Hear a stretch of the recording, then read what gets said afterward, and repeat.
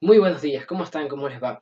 Mi nombre es Argenis Carrión y estudio en el quinto semestre de Ingeniería y Mantenimiento Mecánico en el Instituto Universitario Politécnico Santiago Mariño. El día de hoy les voy a mostrar esta revista llamada Loop Magazine que hice acerca de la ciencia de los materiales, su historia y los principales materiales empleados por el ser humano desde el inicio de los tiempos.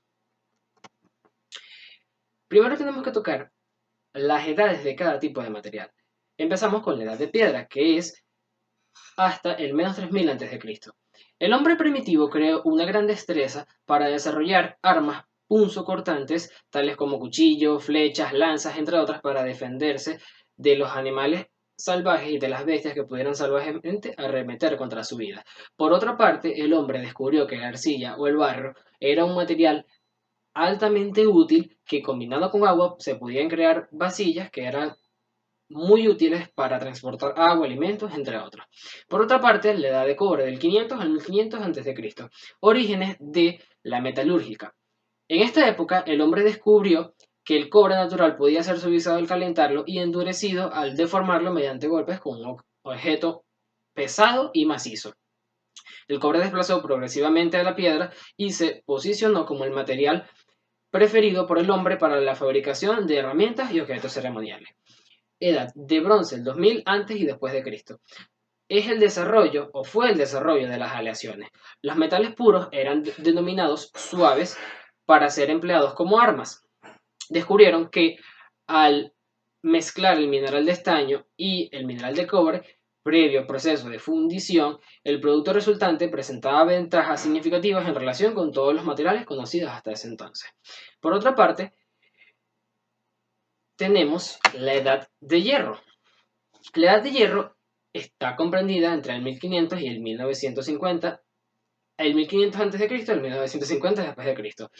Fue de la denominada época del hierro bueno, inventado accidentalmente por los hititas en Turquía. Se calentaba el hierro dentro de un horno de carbón, se martillaba la pieza para moldearla y posteriormente a eso se retiraba el carbón para así obtener el carbón y el óxido producido para así obtener el material deseado dependiendo del molde y de lo que la persona necesitaba en tal momento. Luego caemos en el siglo XVIII, en la Revolución Industrial. La mano del hombre empieza a ser reemplazada más que todo por máquinas. Estas eran más que todo creadas a base de hierro. La metodología cobró nuevos horizontes desarrollados mediante transporte como los ferrocarriles, los barcos de vapor, entre otros, se utilizaron para la construcción de diversas obras en tales momentos. Luego caemos en el siglo XIX-XX, que podría ser hace no mucho. Eh, el, el, durante todo ese tiempo no se desarrolló un estudio como tal de las ciencias de los materiales, y si se hizo fue muy lenta. A finales del siglo XIX se hubieron o se hicieron estudios acerca de toda la cantidad de materiales que el hombre había usado durante toda esa época y llegó a la conclusión de que todos y cada uno tuvieron una gran importancia dependiendo de su tipo y de dónde se conseguían. Por otra parte, caemos en la piedra. En la prehistoria, el desarrollo de materiales fue vital para el desarrollo de los seres humanos. Es así que la prehistoria se divide en dos grandes épocas: la edad de piedra, en la cual el trabajo con la piedra supuso un avance en la vida, y en esta época, y la edad de metales con la aparición del cobre, el bronce y el hierro. En esta época se popularizó la madera debido a que era muy útil para la creación de armas, infraestructura, barcos, entre otros, pero en sí la piedra fue el primer material que se convirtió con éxito en herramientas, armas, por lo que fue de vital importancia para la supervivencia. La composición química de la piedra se divide en dos categorías: minerales esenciales, que son las que se caracterizan por la composición de una roca, y las minerales accesorios, que son minerales que aparecen en menor proporción.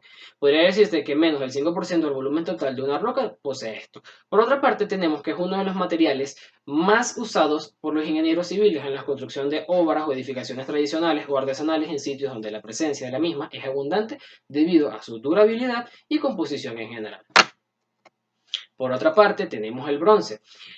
En la edad de los metales comienza aproximadamente en el 4000 a.C. Es una época clave debido a que los elementos y las herramientas que se desarrollaron a partir del descubrimiento de los metales hicieron que fuese una época de gran evolución para el hombre. Los primeros metales que se usaron fueron la plata, el oro, el cobre, que se encuentran de manera natural en forma de pepitas o pequeñas rocas, pero el oro y la plata no presentaron un avance tan grande para la vida del ser humano en ese entonces. En cambio, el cobre sí lo supuso. Su forma es muy blando, pero con el estaño en pequeña cantidad se puede obtener el bronce. El procedimiento de obtención de bronce consistía en calentar el carbono y se reducían los materiales y daba resultado de un 5 al 10% en peso de estaño. Su composición química es una aleación promedio que contiene 90% de cobre y 10% de estaño. Hoy en día hacen otras aleaciones en todo tipo de empresas, aumentando el nivel de estaño, reduciendo el nivel de cobre, aumentando o agregando aluminio, entre otras. Eso va a depender del fabricante y de para qué va a necesitar dicha aleación. Por otra parte, la ingeniería es realmente utilizada en la parte eléctrica debido a que es un excelente conductor de electricidad. Es altamente resistente a la corrosión porque es usado en objetos como monedas, martillos, resortes, turbinas, entre otros. El cobre. Por otra parte, el cobre se remonta a los orígenes de la civilización hace unos 10.000 años, cuando en algún lugar del mundo el ser humano dejó de depender de las herramientas de piedra o madera y comenzó a usar un metal disponible en la naturaleza, manipulable, dúctil y con una resistencia hasta ese entonces desconocida.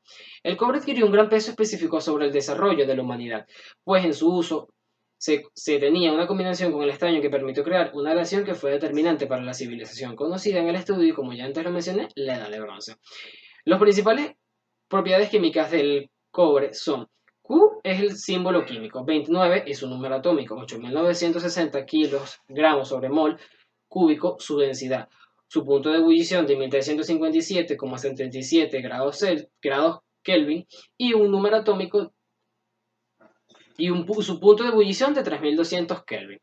Es usado mayormente en la ingeniería para la creación de cables eléctricos debido a su alta conductividad, para también la elaboración de estatuas, monedas, instrumentos musicales, entre otros.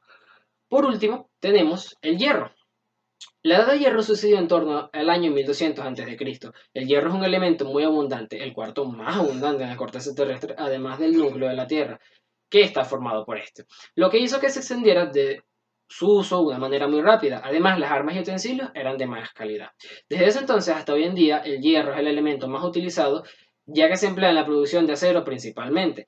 Él tiene una muy interesante composición química, la cual está conformada y es expresada por los siguientes elementos de la siguiente forma: 26 como número atómico, 2 y 3 como valencia, 1,8 de electronegatividad, una masa atómica de 55,847, una densidad de 7,86, un punto de ebullición de 3000 grados Celsius y un punto de fusión de 1536 grados Celsius.